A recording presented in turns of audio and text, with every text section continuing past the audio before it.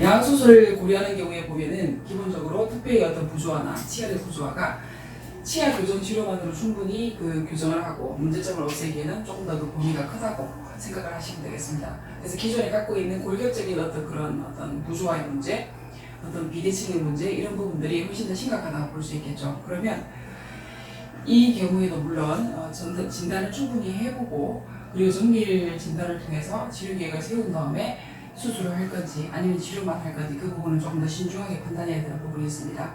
그리고 교정 전문의 그리고 이제 아가면 구강외과 전문의와 의논을 해서 수술이 결정이 된 케이스를 하더라도 우리가 그 수술 비용을 잘 선택해야 됩니다. 왜냐하면 양악수술하면 미용적인 수술이라고 생각하기 쉬워요. 그렇지만 실제로 양악수술, 즉 악교정 수술 우리가 뼈의 어떤 위치를 충분히 옮기고 그래서 최종적으로 치열의 어떤 그런 조화로운 어떤 교합을 얻기 위한 그런 것을 목적으로 하고 그 교합 자체가 비대칭이 심하고 부조화가 심한 상태에서 정상적이고 예쁘고 기능이 잘할 수 있는 그런 위치로 변화가 됐을 때 결과적으로 외모가 바뀐다 이렇게 생각을 하셔야 돼요.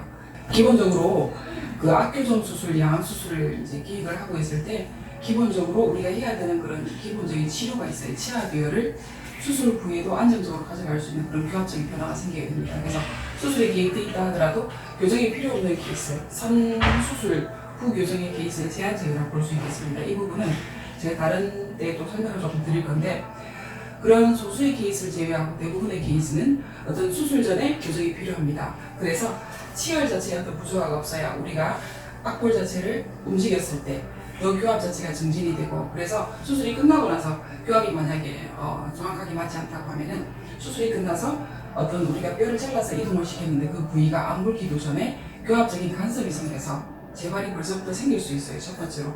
두 번째로는 악교정 수술을 하고 나서 이후에 마무리 교정 치료가 매우 길어질 수 있는 그런 단점이 있습니다. 그래서 그리고 또 하나는 턱관절이 계속 불편할 수 있어요. 어쨌든 그 수술을 계획하고 있다 하더라도 수술 전에 교정이 필요한 케이스는 충분히 어떤 치열의 구조화를 개선을 해놓고 그 다음에 수술을 받고 순차적으로 마무리 교정을 해야 된다. 그래서 대부분의 환자분들이 수술이 먼저 하고 싶어요. 자기 일정이 있어요. 그죠? 여름 휴가 때 해야 된다, 겨울 휴가 때 해야 된다, 방학 때 해야 된다 이런 어떤 일정이 있기 때문에 수술을 먼저 하고 싶어요. 그렇다 하더라도 어쨌든 수술이나 치료가 끝나고 나서 우리가 좋은 결과, 이상적인 결과를 얻어야 되고 그리고 그 결과를 안정적으로 꾸준하게 유지하는 것이 무엇보다도 중요하기 때문에 빨리가 중요한 게 아니고 더 잘 안정되게 더 예쁘게 하는 것이 훨씬 더 중요하다 이렇게 해서 생각을 하시면 되겠습니다. 그래서 양악 수술이 필요한 경우도 저희가 치료 계획이 잡히고 그리고 치료 일시가 잡히면 대학병원으로 환자분은 의뢰를 하게 됩니다. 대부분 치과대학병원에 이제 구강외과로 저희가 수술 의뢰를 하게 돼요. 왜냐하면 치과대학병원에서 그 구강외과에 이제 교수로 계신 분들도 기본적으로 치과의사이기 때문에 교정의사인 저와 어떤 치아에 대해서 환자 상태에 대해서 충분히 커뮤니케이션을 할 수 있습니다. 그리고 수술을 할 때도 교합이 매우 중요하기 때문에 그 중요성을 매우 잘 알고 있고 교합이 최대한 맞춰지는 쪽으로 교합이 맞춰지지 않고 수술이 됐을 때 생길 수 있는 가능한 모든 부작용을 없애는 쪽으로 할 수 있는 그걸 컨트롤할 수 있는 능력이 있는 분들이에요.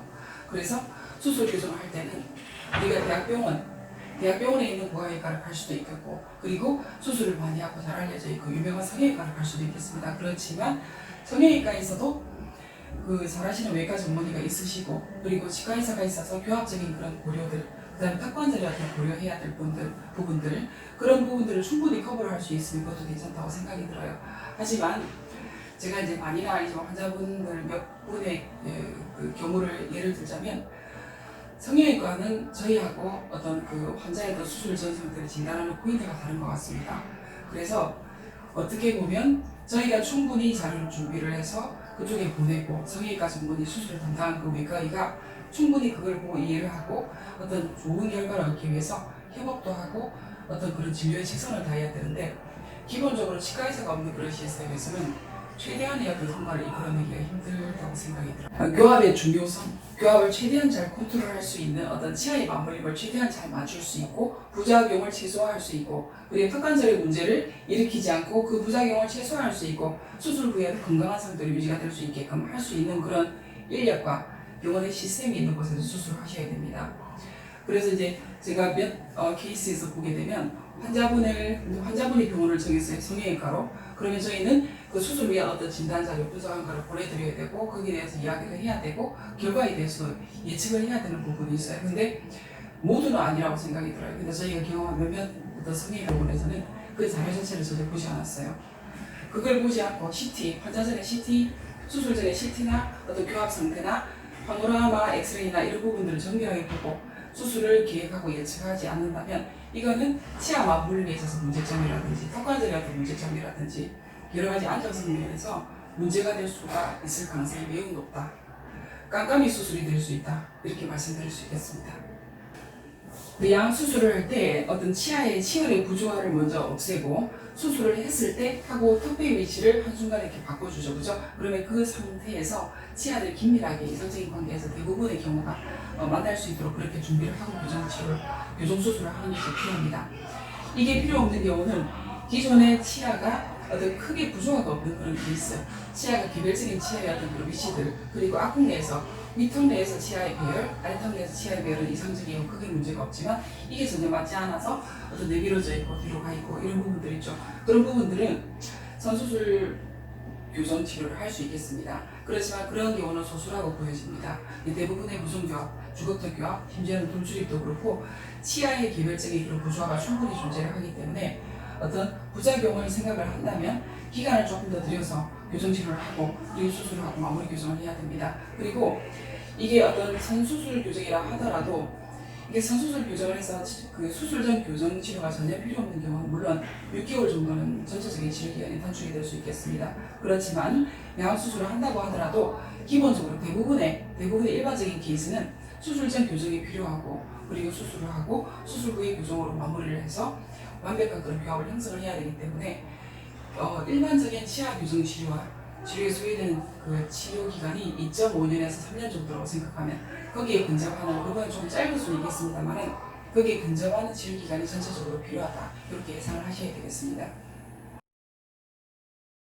그 양악 수술의 어떤 부작용이 이제 대부분의 사람들이 두려워하는 부분이죠. 그래서 이게 일반적인 그 인식이 있어요. 지금으로부터 5년이나 10년 전이 양악 수술이 거의 붐을 일으키면서 그 양악 수술 건수와 어떤 사례들이 최고조에 달했어요. 지금 어떠냐? 그 뒤로부터 10년 정도 그런 지금 시점에서 보면 어떤 붐은 완전히 사라진 것 같아요.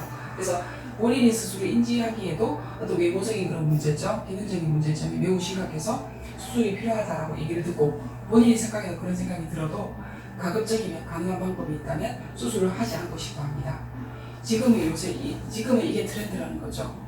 일단 그 양악 수술의 부작용에 대해서 말씀을 드리겠습니다. 이러이러한 부작용이 있다. 대략은 다 아실 거예요. 첫 번째로 수술 중이나 수술 후에 수술을 하고 나서도 출혈이 지속될 수 있습니다. 그래서 일반적인 그런 문제점이죠. 그래서 출혈이 충분히 컨트롤이 안 돼서 이게 이제 심각하게 연결이 됐을 때 사망 사고로도 이어지는 경우가 종종 나오고 있습니다. 그래서 대부분의 경우에는 이런 문제점이 생긴다 하더라도 이 수술 과정 자체가 정말 의료진의 어떤 그런 충분한 그런 협업 시스템과 치과의사, 구강의과의사, 치과의사 모든 의사들이 충분히 그 환자를 케어할 수 있는 그런 시스템이 되어 있는 병원이라면, 그리고 응급 상황이 발생했을 때 이 부분을 충분히 케어할 수 있고 매니지할 수 있는, 사망까지 이르지 않게 할 수 있는 그런 충분히 그 시설이 되어 있는 시스템이 되어 있는 병원이라 문제가 되지 않는다고 생각이 들어요. 그래서 우리가 환자분들이 나는 이 병원에서 수술을 하고 싶어, 나는 저 의사한테 수술을 하고 싶어라고 생각을 한다고 하더라도 일단은 수술에 있어서 수술 자체가 양악수술은 절대로 결코 간단한 수술이 아닙니다.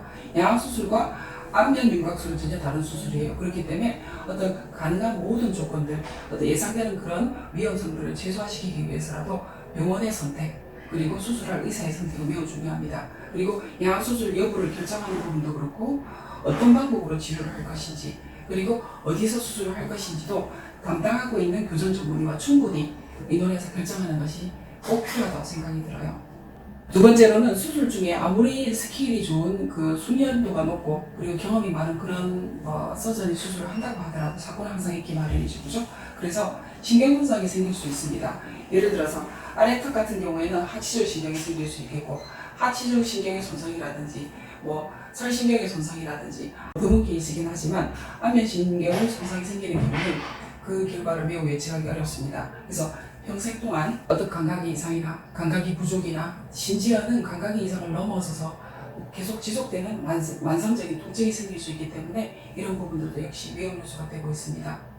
세 번째로는 수술을 했을 때 수술을 하게 되면 어떤 뼈 부분이 절단면이 생기겠죠. 그죠? 그럼 어쨌든 교합적인 부분이 매우 중요해요. 그래서 수술을 했고 전체적으로 안정되게 교합이 되고 있다면 무리하게 특정 부위에 힘이 가해져서 그 절단면 부위가 괴사가 일어난다. 문제가 생기지 않을 수 있겠습니다.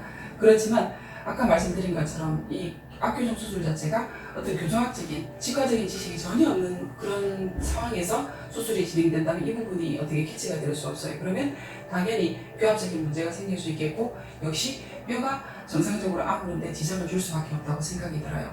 그리고 세 번째로는 수술을 하게 되면 뼈의 위치가 많이 변하겠죠. 그죠? 그래서 뼈의 위치가 변했을 때 첫 번째로는 호흡이 조금 불편해질 수 있어요. 특히 아래턱 자체가 뒤로 후방으로 이동을 하게 되면 혀의 우리 혓바닥 있죠, 그죠? 혀의 뿌리에 해당하는 부분하고 기도 부분에 거리가 가까워지기 때문에 어쨌든 모든 케이스, 100%는 아니겠지만 많은 케이스에서 수면 무호흡증이 나타날 수 있어요. 그리고 최근 들어서 보고된 그런 이야기인데 젊은 여성분들이 양 수술하신 분들이 수술 후에 장기적으로 코골이가 심해지는 그런 보고가 많이 들어오고 있습니다. 그것도 역시 턱의 위치가 후방으로 가면서 어떤 연조직과 기도와의 관계가 변하기 때문에 그런 불편감이 생긴다. 그렇게 볼 수 있겠습니다.